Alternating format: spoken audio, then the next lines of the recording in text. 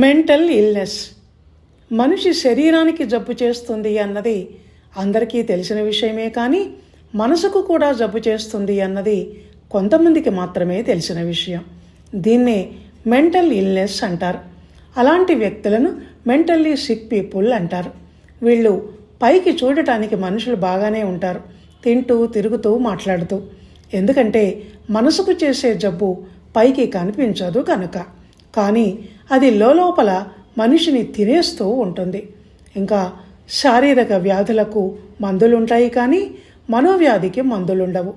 ఇంతకు మనసుకు జబ్బు ఎందుకు చేస్తుంది అంటే మనిషి ఆలోచన విధానం బాగుండకుంటే చేస్తుంది.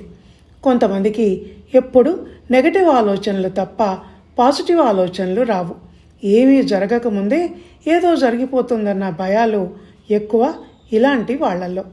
బయటికి పోతే యాక్సిడెంట్ అవుతుందేమోనన్న భయం, మెడికల్ టెస్టులు చేయించుకోవాలంటే క్యాన్సర్ అని రిపోర్ట్లో ఎక్కడ వస్తుందో అని భయం, సాటి మనిషిని నమ్మాలంటే వాడు ఏ దొంగో హంతకుడో అని భయం. వాస్తవాల కన్నా ఊహలు ఎక్కువ భయపెడుతుంటాయి గనక వీళ్ళు ఆ భయాలతోనే మనసుకు వ్యాధులను కొని తెచ్చుకుంటూ ఉంటారు.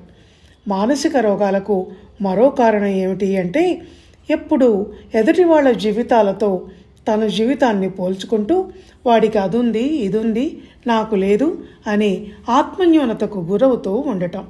దీనివల్ల మనసులో పుట్టే ఈర్ష్యాసూయలు, అకారణ కోపాలు, అలకలు, సాధింపులు, అనవసర ఆరోపణలు, వీటి మూలంగా ఒత్తిడి ఎక్కువై స్ట్రెస్కు గురై మనసును మంచమెక్కిచ్చేస్తాడు మనిషి.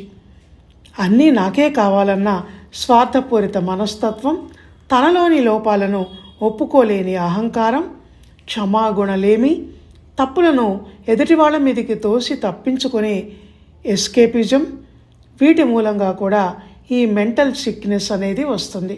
కనుక మనసు ఆరోగ్యంగా ఉండాలంటే మనిషి ఎప్పుడు నవ్వుతూ ఉండాలి. మంచితనం, ఓపెన్నెస్, సహృదయత, నిరహంకారం, సంతృప్తి వంటి మంచి లక్షణాలతో మనసును ముత్యంలా ఉంచుకోవాలి. ధన్యవాదాలు.